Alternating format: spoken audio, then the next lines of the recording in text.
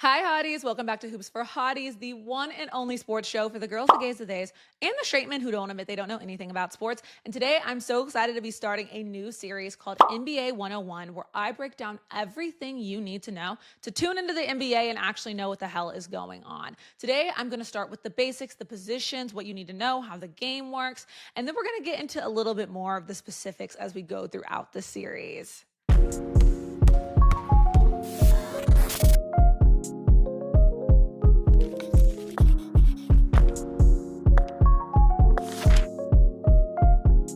Now, I have more videos on my page where I go into more extensive detail about all of this, but right now I just want to give you the basic knowledge you need to go sit at an NBA game or watch an NBA game on TV and actually understand what's happening. Why am I doing this? Okay, I'm a hot girl. Why the hell do I give a fuck what's going on in basketball? Well, number one, basketball is fun. Okay, it's such a fun hobby to get to watch basketball and understand it because the game is so entertaining. And on top of that, I don't want you guys being left out of work conversations or opportunities to connect with people because you don't know sports. Number two, to help you impress your man or make him think you're cheating and go, where the hell did you learn that from? That's your prerogative. I'm just here to give you the necessary information. Number three, the right men will love the fact that you know basketball and the wrong men will hate it. It'll help you weed them out. And number four, I wrote this PowerPoint a couple of years ago. This literally started my career, this PowerPoint right here. And I put basketball players are hot. And I did give you the disclaimer, I would never recommend dating an athlete. I have a boyfriend myself now. He is not an athlete because I love monogamy. However, you can always window shop. And the last reason I'm teaching you this is because no one else is gonna. People love the fact that you don't know basketball and you don't understand what's going on. And they love the fact that they have something on you, that they know something that you don't. And I am not going to allow that. So without further ado, let's get into it. So here is how it works. Every single basketball game starts off with the tip-off. It's where the ref goes into the center of the court. You'll know it's center court because the team's logo will typically be there. And they throw the ball up and the two tallest guys on the team jump as high as they can. And they both try to smack the ball onto their side of the court. Basketball is just one big game of taking turns, and the tip-off determines who gets to go first. Like I said, it's just a big game of taking turns. Each team that has possession of the basketball, so after the tip-off happens, when the big guy smacks the ball over to their side of the court, his team now has possession of the ball, which means that the 24-second shot clock starts, and they then have 24 seconds to try to shoot the basketball. Each team's turn lasts 24 seconds long. The game is 48 minutes long and each quarter is 12 minutes long. I know what you're thinking. The game does not actually last 48 minutes. Like, I went to a basketball game and it was 2.5 hours long. Mariah, why is that? Well, there's different reasons why they stop. Somebody might foul another player and the refs determine what they want to do about that. A team might call a timeout. There's a few reasons why they stop, but the actual gameplay lasts 48 minutes. Now that you know how the game's timing works, let me explain who the hell you're looking at when you look down at the court. Now that we're in modern basketball, these roles, they have hybrids a little bit. They mix up a little bit, but there is still very specific positions that everyone is to be playing, and they're labeled from number 1 through number 5. I'm going to explain to you what their number is, what their name is, and an NBA comparison for each position so that you know, oh, that's what this person does. The first and arguably most important position that we are going to talk about is the point guard. They are known as the floor general of your basketball team, and they are the one. Number 1. So your 1 is your point guard. They're controlling the movement of the basketball. They're directing traffic. And they are typically the shortest and fastest player on the team. A perfect example for a point guard is Chris Paul. He is also known as the point god. You've got players like Steph Curry who are point guards as well in the NBA, but he's a little bit of a hybrid because typically the point guard's job is to pass the ball, to move the ball around so other people can shoot it. They're not typically supposed to be the best shooter on their team. That position goes to the 2, the shooting guard. They are the best shooter on your basketball team. And they're also known as a wing. A good example for a wing is Devin Booker. Then at the 3 position, you have your small forward. They're also known as a wing, but they're like a little bit bigger of a wing than your shooting guard. It's like a wing, a flat, and then a drumstick, okay?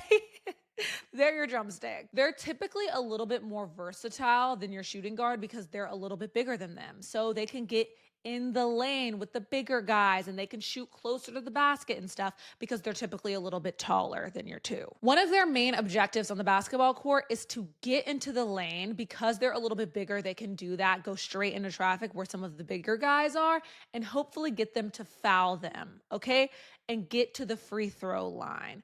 Getting to the line is a skill that's very important to basketball because it's you trying to get fouled, you being big enough and strong enough to go into traffic and get fouled on purpose without getting hurt, and be able to shoot free throws so you can get some free points for your team. A perfect example of a small forward is Jason Tatum. Now you've got your forward. This is your power forward, and a perfect example of this is Giannis Antetokounmpo. They're just a bigger version of your three, okay? If your three is a drum, then your power forward is like a fat turkey leg. They're big, they're dependable, they're a little versatile, but they're bigger than three, so they can't do all of the things a three can do. But this is your big and strong guy, but they're a little bit more fast and nimble than your five, your center. A perfect example for a center is Nikola Jokic. They're also known as your team's big man. This is typically the tallest player on your team. Back in the day, your center was just there for rebounding and setting screens. I'm going to get into that, what that means in a second, but they're typically supposed to serve as a wall so that your other players can get around the big players from your other teams. They used to be mainly known for rebounding and screens. What does this mean? So a screen is when a big player on your team blocks another player from trying to defend you, literally serves as a wall from that guy getting to you so you can move freely with the basketball. So they're basically a big ass wall. Also, because they're so big, they can stick their hand in other guys' faces and contest shots, basically make it harder for them to see when they're shooting the basketball. It is great if they can shoot. Like, it's great if they're a great shooter like Nikola Jokic, but it's not mandatory because that's not necessarily their job. Here is how the scoring works. So this right here is what you are going to see when you're looking down at the basketball court. You're going to see this weird ass line, and you're going to see this circle and whatever.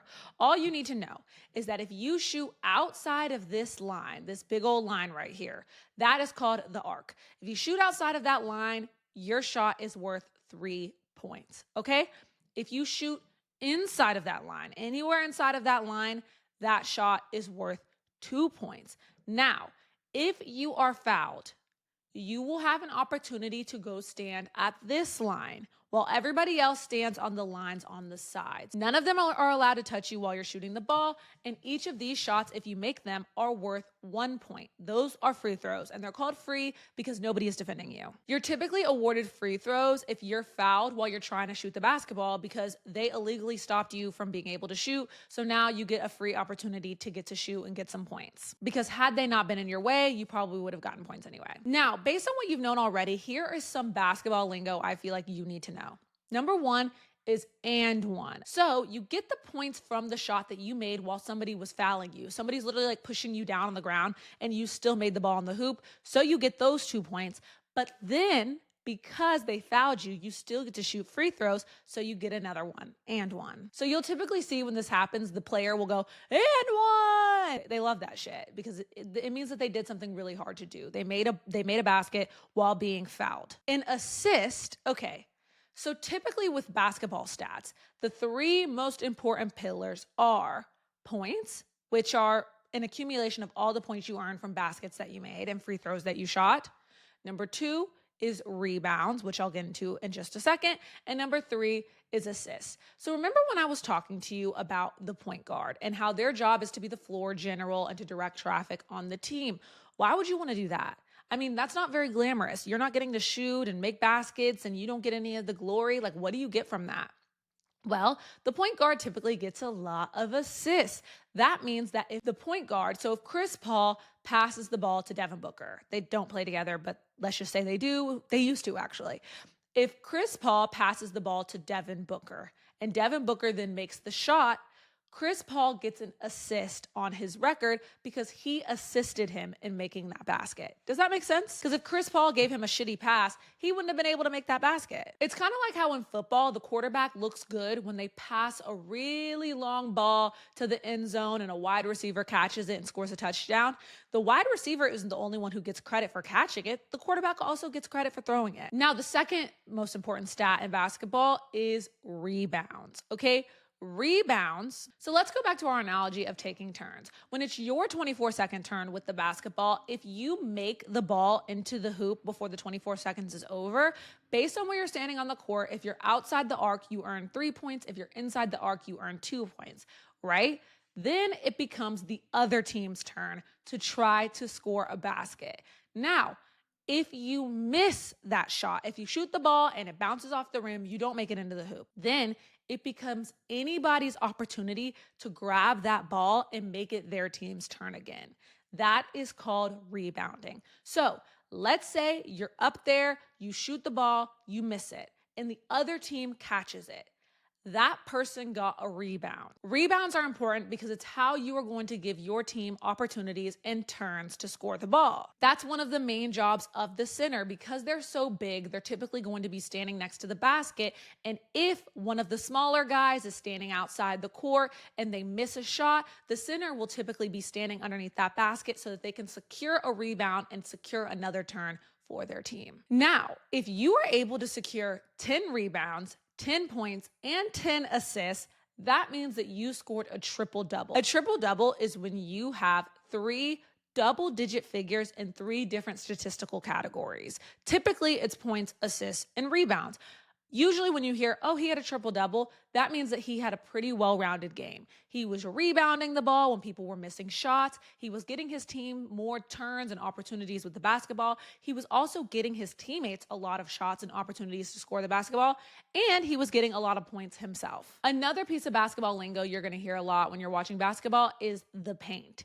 Points in the paint. He was standing in the paint. He needs to be in the paint more. The paint is typically going to be painted a different color than the rest of the wood on the court, but it's just this area below the free throw line. This little, this little area on the basketball court. You're typically going to see the bigger guys on the teams getting into the paint, but if a little guy is getting into the paint a lot, like somebody like Shai Gilgeous-Alexander is getting into the paint a lot, getting people to foul him, that means that he's really, really brave and he's really, really skilled and fast because he's able to get down in that lane and get around all of those big guys. The last part of the lingo I'm going to tell you that you need to know when watching basketball is a travel, okay?